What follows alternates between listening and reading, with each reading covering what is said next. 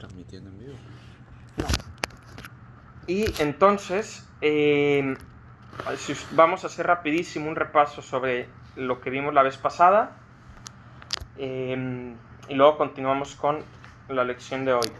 Si se acuerdan, la vez pasada estuvimos viendo qué es una asamblea, qué es una celebración y por qué la importancia de entender el concepto de celebración, porque los cristianos celebramos, ¿no? La liturgia es la celebración de los misterios de Cristo. La liturgia es el celebrar.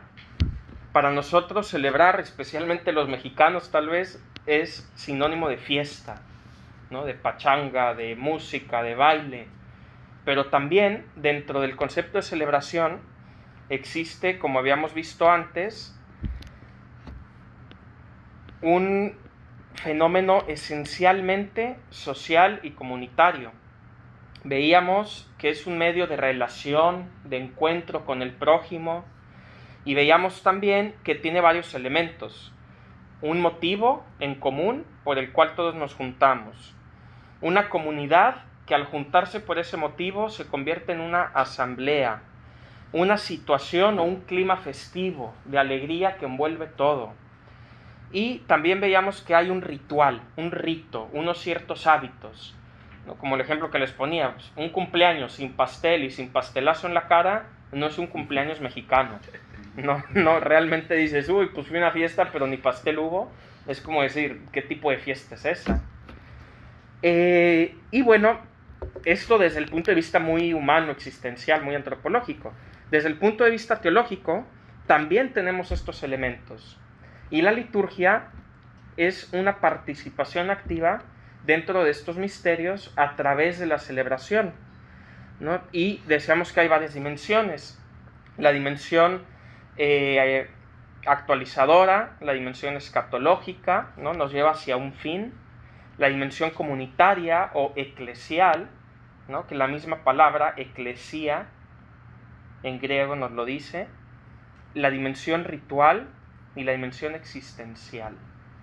Cada vez que pensamos en iglesia, del griego eclesia, debemos de pensar en esto. Eclesia significa asamblea en griego. La iglesia somos una asamblea con estas características, que tiene un motivo para juntarse y para celebrar y para así actuar, poner en acto los misterios de nuestra fe. No por nada, cuando el sacerdote inmediatamente después de la consagración, cuando todos seguimos de rodillas, dice, hablando de lo que está ahí sobre el altar, este es el misterio de nuestra fe, ¿no? Y por eso nos juntamos alrededor del altar para celebrar este misterio de nuestra fe. Y veíamos que las características de una asamblea eran la eclesialidad, ¿no? Reunirnos en torno a, y la comunión jerárquica. Fíjense, no es el respeto a la jerarquía, no es la organización jerárquica, es la comunión jerárquica. Ya comunión nos dice mucho. Comunión significa, pues sí, yo respeto la jerarquía, pero si yo no estoy en comunión con mi obispo, yo no estoy en comunión con la iglesia.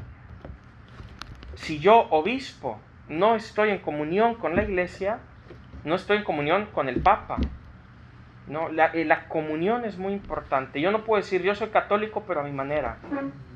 Yo no puedo decir, sí, yo creo, y yo voy a misa, es más, y yo comulgo, pero yo creo a mi manera. O estás en comunión o no estás. Por eso, ante ciertos escándalos públicos que van en contra de la fe, que son manifestaciones en contra de nuestra fe, existe en el derecho canónico una pena que es la excomunión, ¿no? Y hay un tipo de excomunión que es tan claro que la persona no está en comunión con la iglesia, que es una excomunión late sententiae, es decir, automática. No necesita hacer todo un proceso canónico en un juzgado eclesiástico para ver si aplica la pena y qué pena te vamos a dar por lo que hiciste. Es late sententiae. Haces esto, automáticamente estás excomulgado. no tiene ni que saber el Papa, ni que firmar nada, estás excomulgado y se acabó. ¿Por qué? Porque con estos actos insistentes en contra de la fe, estás en contra también de la comunión de la Iglesia y por lo tanto no puedes formar parte de ella, no puedes comulgar, no puedes recibir los sacramentos. Luego vimos también la noción de la participación litúrgica y veíamos el papel específico de los ministros y su participación dentro de la liturgia. Decíamos que el ministerio es la atribución a determinadas personas de competencias que corresponden al cuerpo eclesial. Es han sido ustedes escogidos de forma muy especial por el Señor para una misión específica dentro de la Iglesia, atendiendo a una necesidad que se ha visto a lo largo de los años no se podía cumplir solamente con los sacerdotes ordenados, con el ministerio ordinario de los sacerdotes. Hablando de esto, veíamos que hay ministros, como ustedes y como yo, que tenemos una pequeña diferencia. Existen los ministros ordenados, es decir, que han recibido el sacramento del orden y por lo tanto son obispos, sacerdotes y diáconos. Y existen también los ministros extraordinarios, que son ministros instituidos para hacer una labor muy específica, ya sea el ministro del lector y el ministro del acólito. Ahora, no sé si ustedes vieron, pero pasado este martes, dentro de 3 días, va a salir una carta, un motu proprio, como el que hablábamos la vez pasada, no sé si se acuerdan. Es un documento oficial por parte de la Santa Sede, en la cual el Papa Francisco va a establecer un nuevo ministerio dentro de la Iglesia. Ahora ya no va a haber solamente lectores y acólitos como ministros instituidos, sino que también vamos a tener el ministerio de los catequistas. Exactamente, ahora ya va a ser un ministerio, igual que el lectorado y el acolitado. Este motu propio creo que sale el martes que viene. Bueno, esto como resumen de lo que vimos la vez pasada, y lo que vamos a ver el día de hoy va a ser un tema precioso y un tema muy extenso que vamos a tratar de resumir lo más que podamos. Es un tema bonito porque este tema que vamos a ver hoy permea toda la historia de la salvación. Está desde la primera palabra hasta la última palabra de la Biblia y nosotros tenemos un encuentro con ella todos los días y de manera muy especial durante la misa. ¿De qué estoy hablando? De la palabra. La importancia de la palabra de Dios dentro de una celebración. Alguno de ustedes podría, si recuerda, pensar en algún momento en el que específicamente esté presente la palabra de Dios dentro de la Biblia. Cualquier momento, en cualquier libro de la Biblia, que ustedes digan, aquí se menciona la palabra de Dios, o aquí la palabra de Dios tiene una importancia muy grande. Está por todos lados.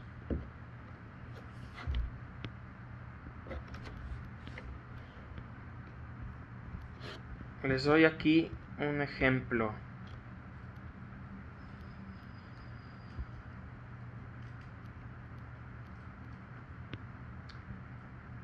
Génesis capítulo 1.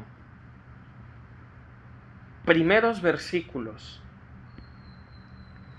En el principio creó Dios los cielos y la tierra. Versículo 1. La tierra era caos y confusión y oscuridad por encima del abismo, y un viento de Dios aleteaba por encima de las aguas. Versículo 2. Y fíjense lo que dice el versículo 3. Dijo Dios, haya luz, y hubo luz. Dijo Dios. Por primera vez, ya en el versículo 3 del primer libro de la Biblia, Dios habla. utiliza el poder de la palabra.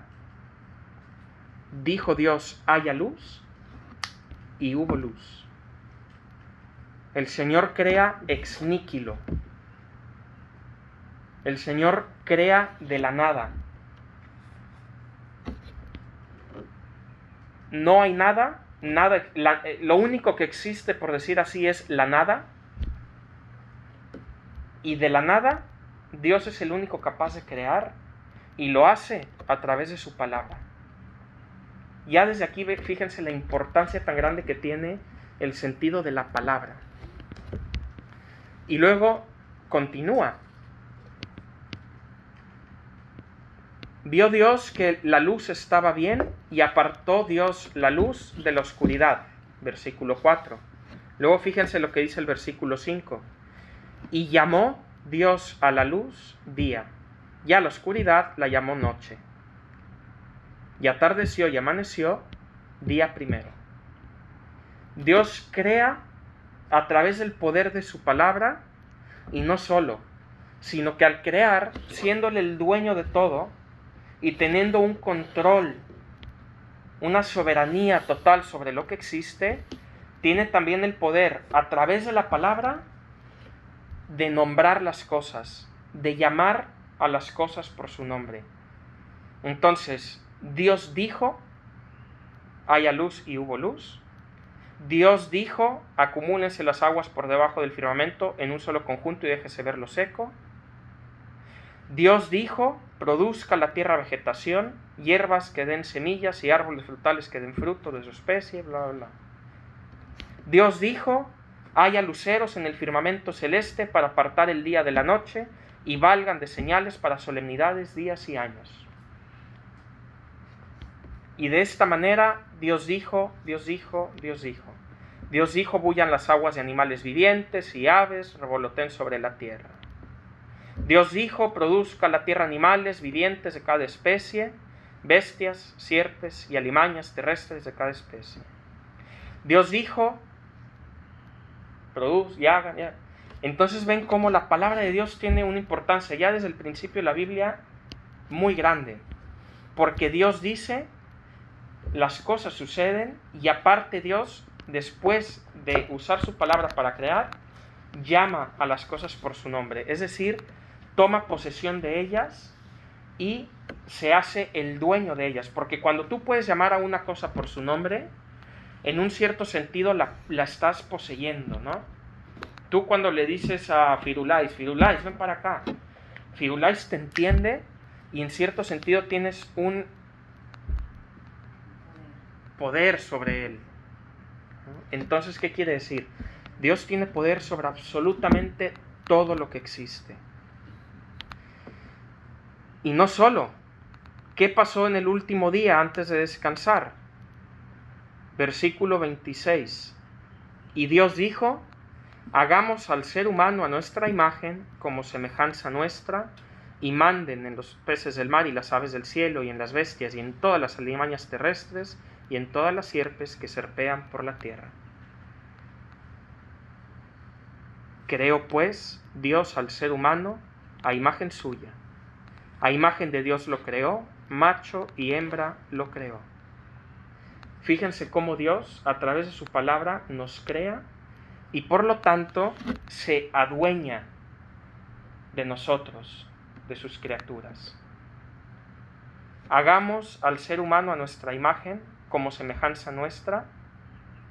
Y luego dice, y manden en los peces del mar y en las aves de los cielos. Fíjense, el Señor crea al hombre, pero después el hombre tiene el poder de llamar por su nombre a todo lo demás. Es decir, le da también el Señor un señorío sobre la tierra, un cierto control sobre los animales y las plantas. Y bendiciéndolos, otra vez, versículo 28, Dios les dijo. Es decir, Dios crea al hombre a través de la palabra y usa la palabra para darles una instrucción. Bendijo Dios al hombre y les dijo, Sed fecundos y multiplicaos, y henchid la tierra y sometedla. Mandad en los peces del mar y en las aves de los cielos, y en todo animal que serpea sobre la tierra. Les da el poder de mandar como ser humano a todos los animales, a través de la palabra. Es por eso que también nosotros, a través de la palabra, podemos controlar o tenemos un cierto dominio sobre todo lo que existe en la faz de la tierra. Día sexto.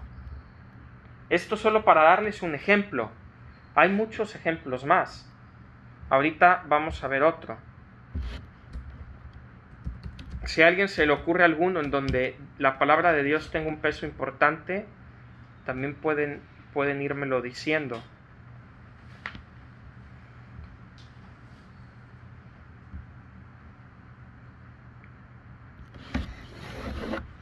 Libro del Éxodo. ¿Perdón? En el libro del Éxodo, cuando Dios habla a Moisés directamente. Exacto, sí, justo. Y también, de hecho, pues no solo a Moisés, a todos los profetas.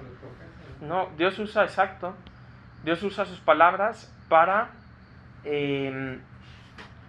incluso, o sea, dar instrucciones y manifestar su voluntad a través de los profetas.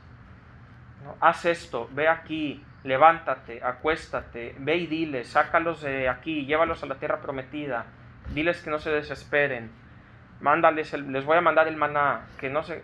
¿No? Entonces el Señor, fíjense, la manera de comunicarse con el hombre es justo a través de la palabra, como lo hacemos todos nosotros hoy en día, ¿no? Otro ejemplo. Y el Verbo se hizo carne y habitó entre nosotros. ¿Qué mejor manera y qué manera más bella de entender la importancia de la palabra dentro de la liturgia? Jesucristo es un verbo que se hace carne. Jesucristo es el resultado de la palabra de Dios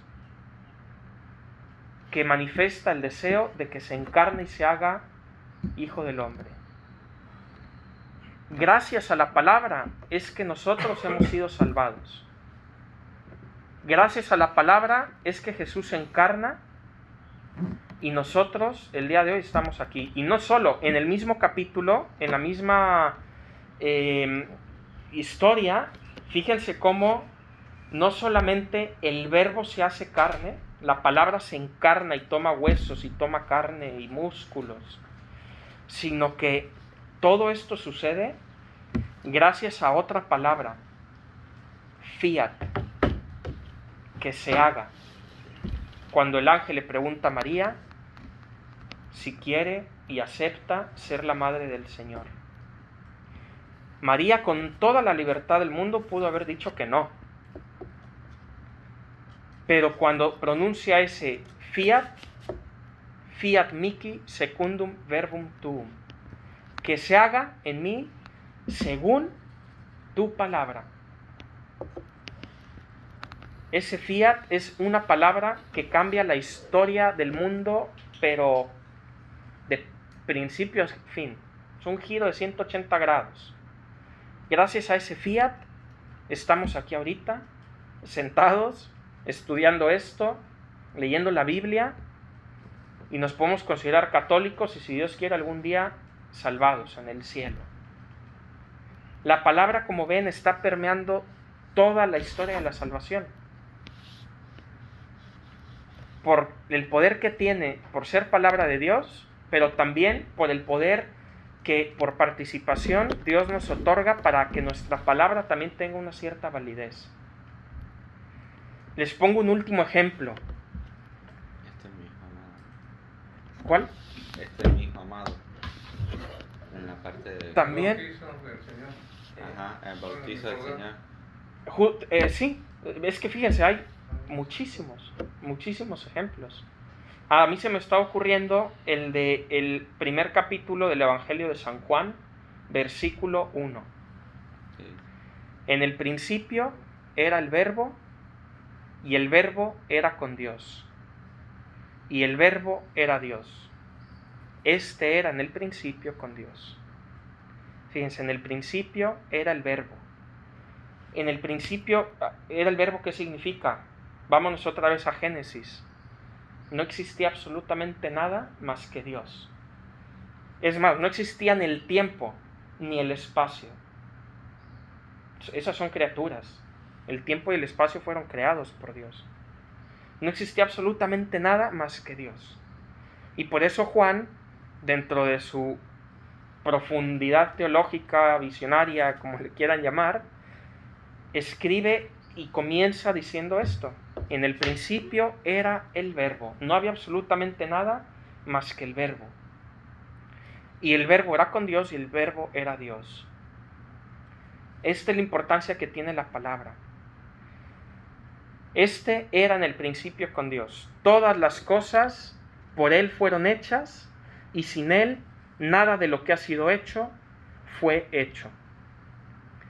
En Él estaba la vida, y la vida era la luz de los hombres. La luz en las tinieblas resplandece, y las tinieblas no prevalecieron en contra de ella. Entonces,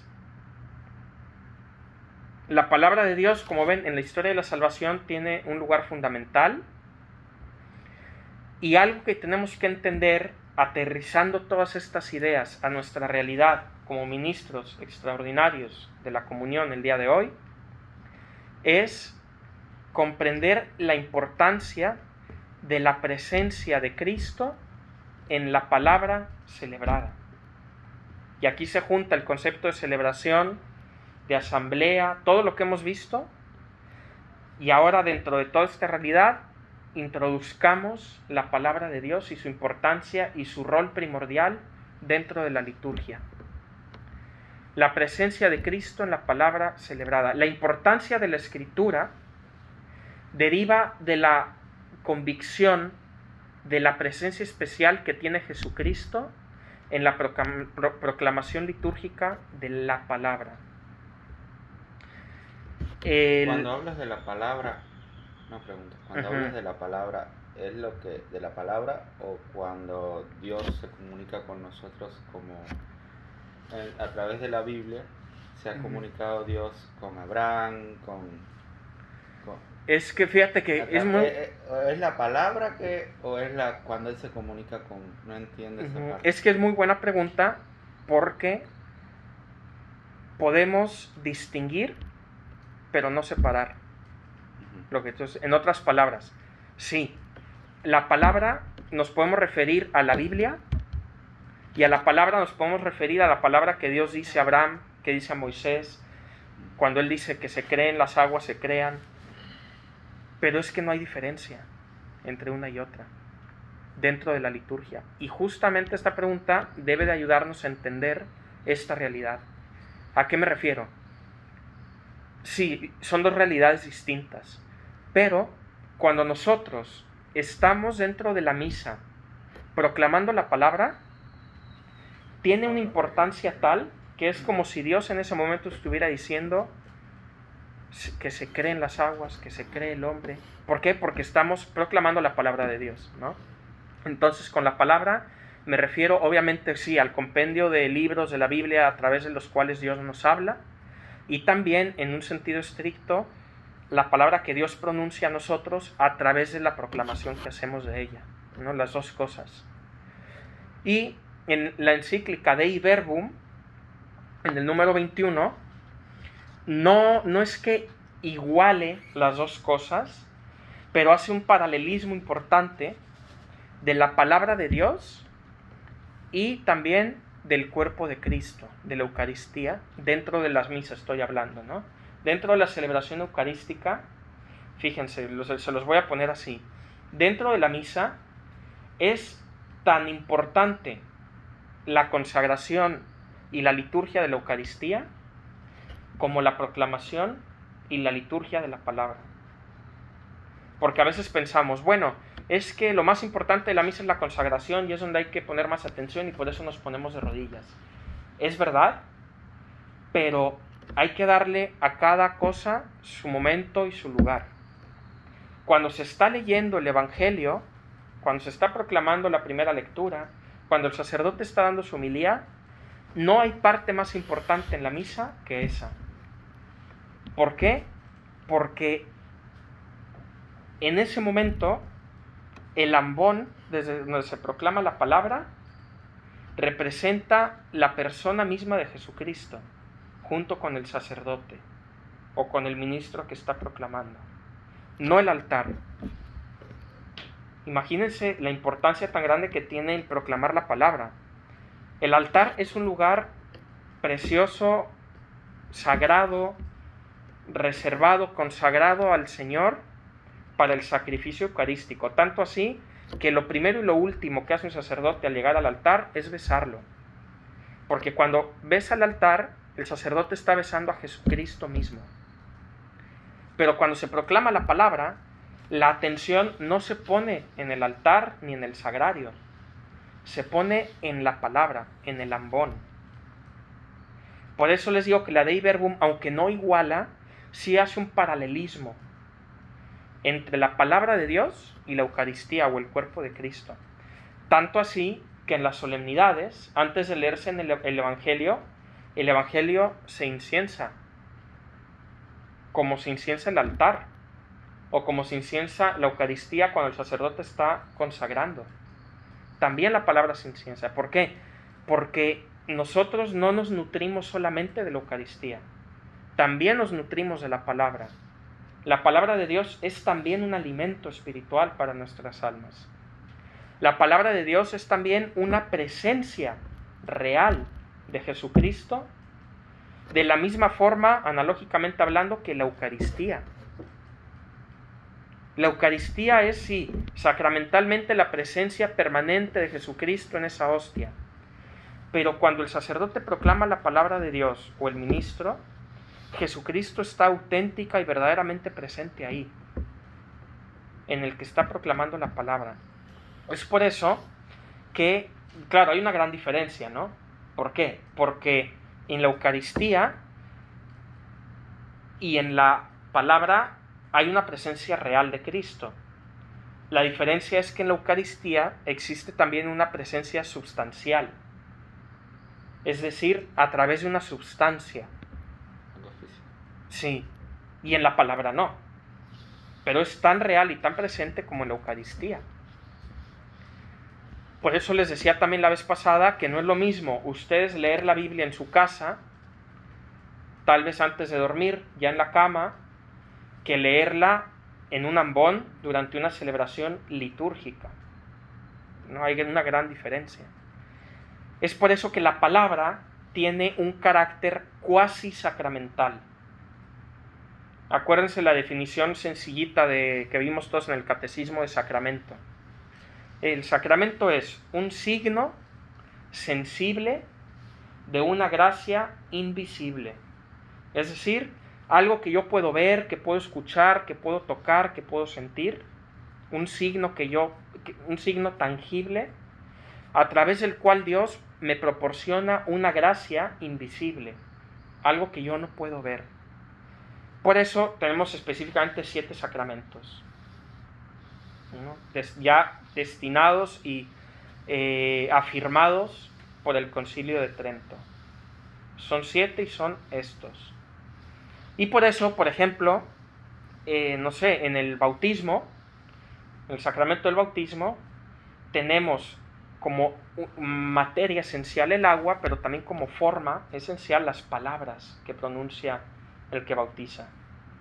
Hay algunos bautizos que yo he escuchado que se han hecho en el que el sacerdote, con tal de sentirse muy incluyente, en vez de decir Pepe, yo te bautizo en el nombre del Padre, Hijo y Espíritu Santo, dice Pepe, nosotros te bautizamos en el nombre del Padre.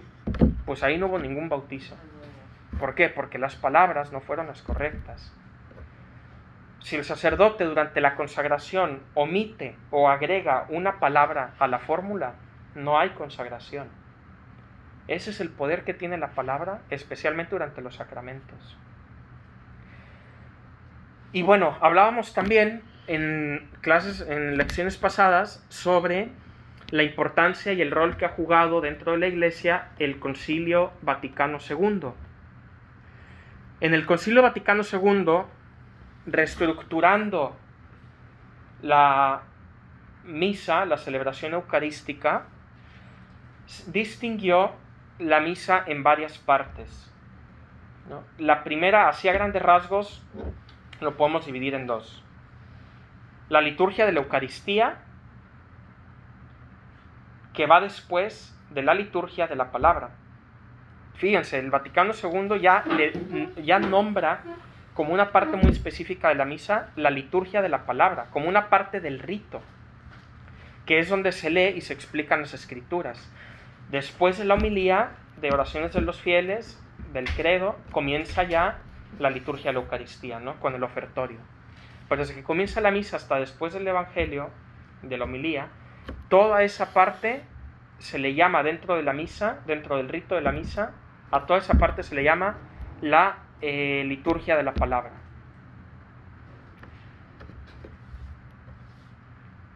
Es importante también entender que la palabra de Dios no solamente se encuentra en la Biblia. La palabra de Dios no es solamente cuando yo estoy expresamente leyendo un versículo del Evangelio. La palabra de Dios se encuentra también, por ejemplo, en todo aquello que el sacerdote pronuncia, por ejemplo, durante la homilía. O sea, es decir, parte del rito, de la liturgia de la palabra, incluye la homilía, las palabras del sacerdote. ¿Por qué? Porque es una explicación que se supone él ha preparado y que habla acerca de la palabra específica de Dios, ¿no? Es por eso que el Señor puede inspirar, puede iluminar, ¿no? Y el Espíritu Santo puede hablar, no solo a través de leer la Biblia, sino a través de un consejo de un padre espiritual, a través de una homilía dada por algún sacerdote. También Dios habla a través de eso. Es por eso la importancia tan grande que tienen los diferentes carismas, ¿no? Una persona carismática, una persona que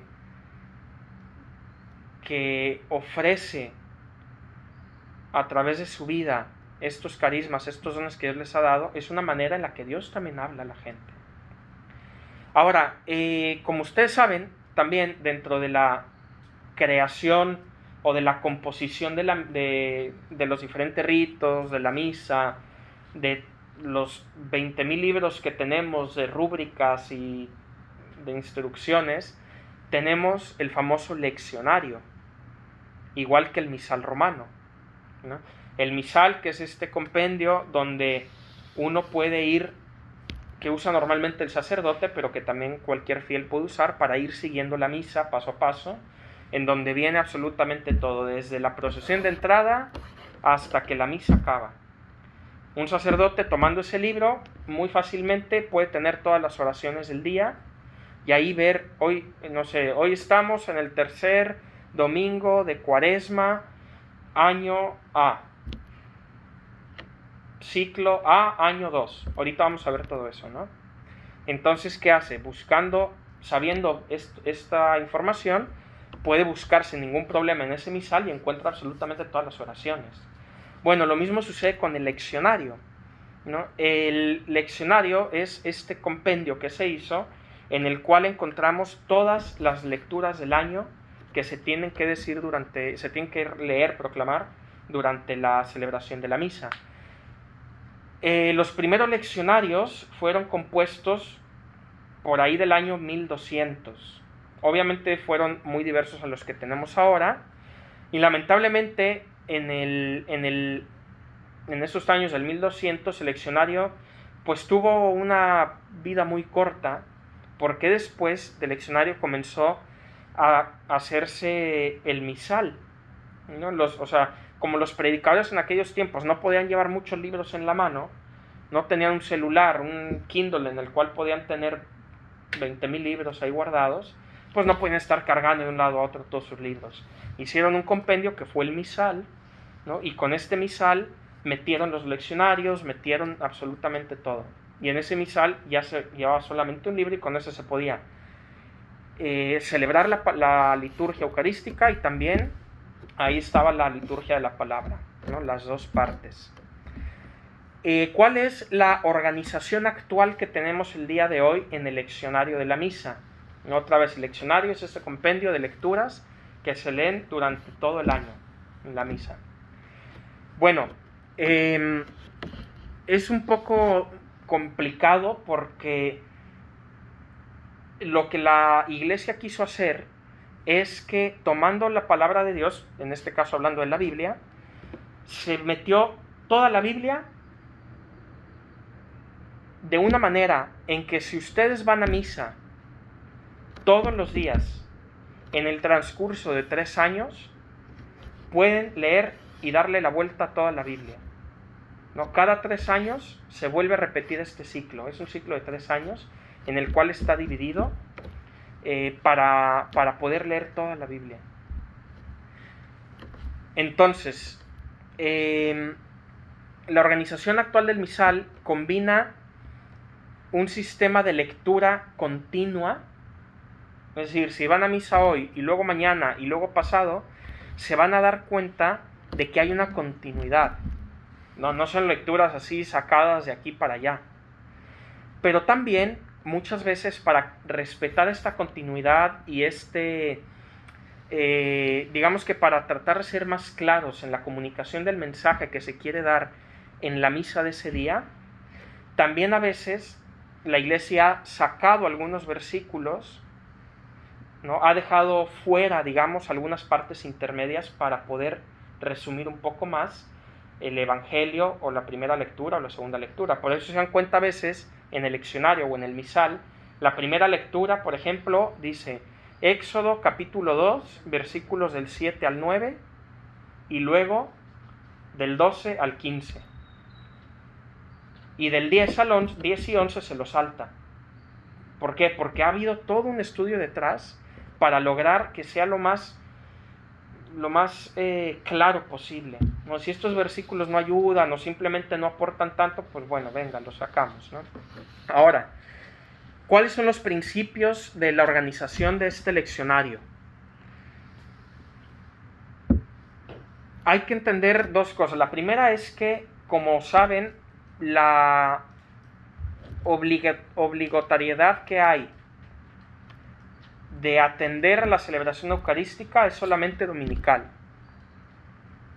Solamente los domingos estamos nosotros, no me gusta esta palabra, obligados, ¿no? Pero invitados, vamos a decir, a asistir a la misa.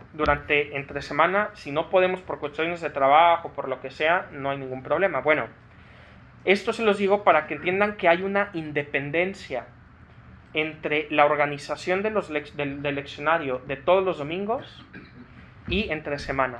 Entonces son 2 cosas paralelas. Hay una independencia, pero también una complementariedad entre las 2. Si ustedes van a misa solamente los domingos, ustedes pueden ver una continuidad y una armonía dentro de las lecturas. No tienen que ir todos los días a misa para encontrarla. Sin embargo, si van todos los días, van a seguir encontrando esa continuidad. Fíjense qué tan bien está hecho, qué también está todo entrelazado, que se puede ir a misa solo los domingos y entender perfectamente bien la continuidad que existe, o ir todos los días y entenderla incluso mejor. Bueno, ahora, para los domingos, exclusivamente para los domingos, y para las solemnidades, hay 3 lecturas y un salmo. Tenemos la primera lectura, tenemos el salmo en medio, y luego la segunda lectura, el versículo del aleluya y luego el evangelio. Entonces tenemos 3 lecturas y un salmo. Una de las lecturas tiene que ser del Antiguo Testamento, es normalmente la primera lectura, se toma siempre del Antiguo Testamento, excepto, por ejemplo, ahorita no la estamos tomando del Antiguo Testamento.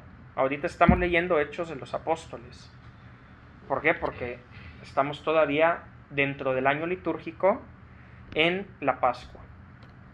y entonces es como la excepción. ¿Por qué? Porque Hechos de los Apóstoles habla precisamente de toda la historia de los primeros cristianos después de la resurrección de Cristo, ¿no? Por eso van a ver que cuando la Pascua termine, se rompe el ciclo y empezamos otra vez a leer el Antiguo Testamento con el tiempo ordinario. Entonces, para los domingos y solemnidades son 3 lecturas. Una del Antiguo Testamento, seguida por el Salmo, que tiene que ser un salmo responsorial, porque por los salmos originales en la Biblia, el libro de los salmos, uno los lee y no tiene que responder al salmo, no tiene una respuesta a cada versículo, cada párrafo, ¿no? Pero en la misa sí, por eso se le llama salmo responsorial, porque se lee una parte del salmo, la asamblea responde, se lee otra parte del salmo, la asamblea responde, ¿no? Después del salmo responsorial, uno de los escritos apostólicos como segunda lectura, es decir, de San Pablo, de San Pedro, ¿no? Etcétera, alguno de los escritos de alguno de los apóstoles, que son las lecturas que vienen después del libro de los Hechos de los Apóstoles. En el Nuevo Testamento tenemos los Evangelios, Marco, Mateo, Lucas y Juan. Luego tenemos Hechos de los Apóstoles. Y después tenemos ya todas las lecturas de los apóstoles mismos, ¿no? Especialmente los de San Pablo. Y luego para los días normales, que litúrgicamente se le llaman días feriales, ¿no? Porque de hecho en latín, feria primera o feria prima, feria seconda, feria tercia, son la manera en llamar a los lunes, a los martes, a los miércoles, a los jueves, ¿no? Feria quinta, por ejemplo, es el jueves, ¿no? Feria sexta es el viernes. Es decir, día primero, día segundo, día tercero, día cuarto, a partir del domingo. Bueno, para los días feriales, es decir, entre semana, hay solamente 2 lecturas con un salmo en medio. Una del Antiguo Testamento o del Nuevo Testamento, luego un salmo y luego el Evangelio. Ahora, como les decía, las lecturas los domingos siguen un ciclo de 3 años. Normalmente les llamamos ciclo A, B y C. Y cada año las lecturas están marcadas por uno de los evangelios sinópticos, que este es todo otro tema, ¿no? Existen 4 evangelios, 3 de ellos son sinópticos. ¿Qué significa? Que entre estos 3 evangelios hay un paralelismo en cuestión de tiempos. Hay un paralelismo, digamos que son historias contemporáneas. Cada una cambia. Si quieren les puedo enseñar una tablita que yo hice cuando estaba estudiando, comparando el evangelio de Marcos, de Mateo y de Lucas, que son los 3 sinópticos, capítulo por capítulo, versículo por versículo, para que vean qué tan parecidos son. Y es muy interesante estudiarlos de esa forma, porque estudiándolos así, uno ve que de repente Marcos dice que había, 2 apóstoles en Cafarnaúm. Y luego ven que Mateo no dice que había 2 apóstoles en Cafarnaúm, pero sí dice que había 20 mujeres. Y luego y entonces se complementan de una manera tan bonita que uno puede darse cuenta de la historia y del ambiente de una manera más real. Y es una manera también de entender muchas cosas no implícitas o no textuales en la Biblia. Es súper interesante. Entonces, las lecturas dominicales tienen un ciclo de 3 años, el ciclo A, el ciclo B, el ciclo C.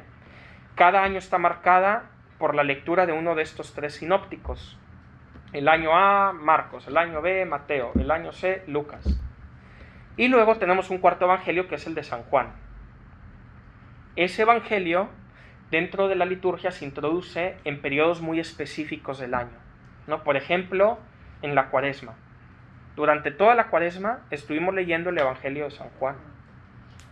Es un evangelio muy diferente, porque si en el evangelio de Lucas, vamos a poner el ejemplo concreto, ¿no? Nomás para que vean. Fíjense cómo comienza el Evangelio de San Lucas. Puesto que ya muchos han tratado de poner en orden la historia de las cosas que entre nosotros han sido ciertísimas, tal como nos lo enseñaron los que desde el principio lo vieron con sus ojos y fueron ministros de la palabra, me ha parecido también a mí, después de haber investigado con diligencia todas las cosas de su origen, escribírtelas por orden a ti, oh excelentísimo Teófilo, para que conozcas bien la verdad de las cosas en las cuales has sido instruido. Así comienza el Evangelio de San Lucas. Ahora vean cómo comienza el Evangelio de San Juan. En el principio era el Verbo, y el Verbo era con Dios, y el Verbo era Dios. Este era en el principio con Dios. Todas las cosas por él fueron hechas, y sin él nada de lo que ha sido hecho fue hecho. En él estaba la vida, y la vida era la luz de los hombres. La luz en las tinieblas resplandece, y las tinieblas no prevalecieron contra ella. Hubo un hombre enviado por Dios, el cual se llamaba Juan, y este vino por testimonio para que diese testimonio de la luz, a fin de que todos creyesen en él. No era él la luz, sino para que diese testimonio de la luz. Aquella luz verdadera que alumbra a todo hombre viene esto. O sea, no tiene nada que ver con decir, hola querido Teófilo, te quiero escribir porque yo soy testigo de estas cosas y sé que son verdad, y ahí te van, ¿no? Vean la profundidad también y la belleza que tiene cada uno de los evangelios, ¿no? Cada uno se caracteriza por algo muy diverso, ¿no? El de Lucas que acabamos de leer es muy, no tenemos tiempo de, digo, más bien no es clase de Biblia pues, pero es muy interesante ver cómo Lucas se basa muchísimo en datos históricos, ¿no? En cómo en el año tal, bajo el reinado de tal, del emperador tal, nació Jesucristo, Hijo de Dios, ¿no? Y cómo Juan, por eso lo representa el águila, ¿no? Que tiene una visión teológica muy profunda, con el principio era el Verbo y el Verbo era Dios. Es precioso cómo se van incluso dentro de la liturgia mezclando, cómo vamos entendiendo estas dos partes, ¿no?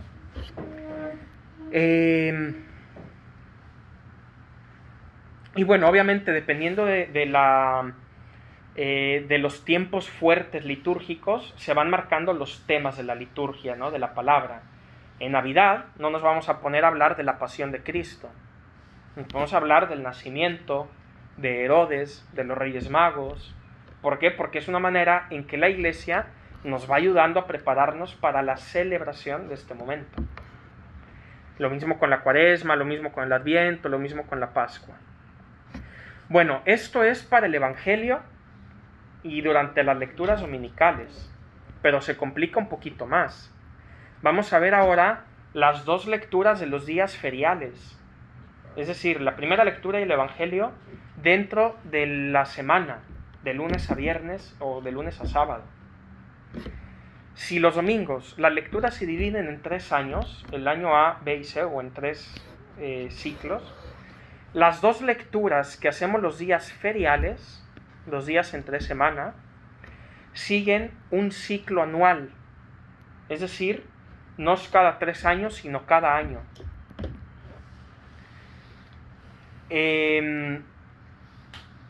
Sin embargo, este ciclo no es solo uno, son 2. Tenemos el ciclo 1 y el ciclo 2.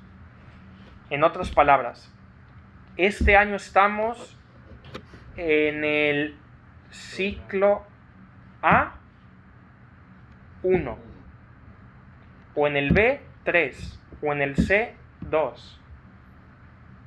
¿No? Normalmente se dice ciclo A, año 1, o ciclo B, año 2.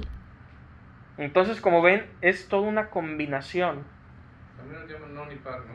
También, sí, estamos en el año par, es decir, en el 2, en el segundo. Entonces, las dos lecturas de los días feriales siguen este ciclo anual más o menos temático, según si es Adviento, si es Pascua, si es tiempo ordinario, ¿no? Mientras que durante las 34 semanas del tiempo ordinario, ¿no? Porque hay que distinguir dentro del calendario litúrgico el tiempo ordinario, el Adviento, la Cuaresma, la Pascua, la Navidad. Bueno, durante el tiempo ordinario, que es cuando el sacerdote se viste de verde, ¿no? Que indica este tiempo ordinario, para la primera lectura y el Salmo se siguen estos dos ciclos, el ciclo 1 y el ciclo 2, o el año 1 y el año 2. El 1 para los años impares y el 2 para los años pares, ¿no? Por eso se llaman así. O sea, es decir, si estamos en el 2020, es un año par. Por lo tanto, se lee el ciclo 2. Ahorita estamos en el 2021, entonces se lee el año impar, es decir, el año 1, el ciclo 1. Por eso hoy, litúrgicamente, estamos en el ciclo A, año 1, o año impar, porque estamos en el 2021. ¿Qué horas son? Ya son las 9. Entonces, yo creo que lo vamos a dejar aquí por ahora. Y el siguiente sábado yo no voy a estar aquí en Cancún. Entonces nos vamos a ver, yo creo que hasta el que sigue. Y en el que sigue les voy a mostrar esto que les dije sobre la jerarquía de la iglesia, para que tengan una idea de cómo está. Si esto es complicado, bueno, el Vaticano y la Santa Sede y la jerarquía de la iglesia más todavía, ¿no? Para que vean un poquito cómo funciona. Ya veremos también, continuaremos con el videíto de Monseñor Munilla sobre la liturgia. Y también el tema de la siguiente vez que nos juntemos, vamos a seguir viendo la palabra de Dios. Pero ahora no nos vamos a concentrar tanto en el leccionario y en la proclamación de la palabra, sino en la homilía. Porque aunque el ministro extraordinario no da una homilía, sí puede en algunos casos dar una reflexión evangélica de aquello que se leyó durante la paraliturgia. Entonces, es muy importante que entendamos, por ejemplo, el concepto de predicación.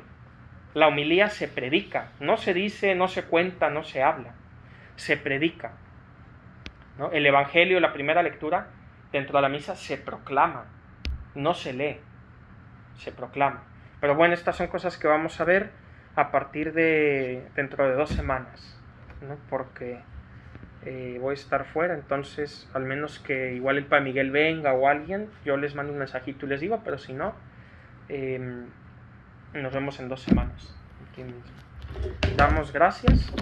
En nombre del Padre, y del Hijo, y del Espíritu Santo. Amén. Señor, te damos gracias por todos tus beneficios, a ti que vives y reinas por los siglos de los siglos. Amén. Cristo, Rey nuestro, Venga tu reino. Virgen purísima, ruega por nosotros. En nombre del Padre, y del Hijo, y del Espíritu Santo. Amén. Muchas gracias.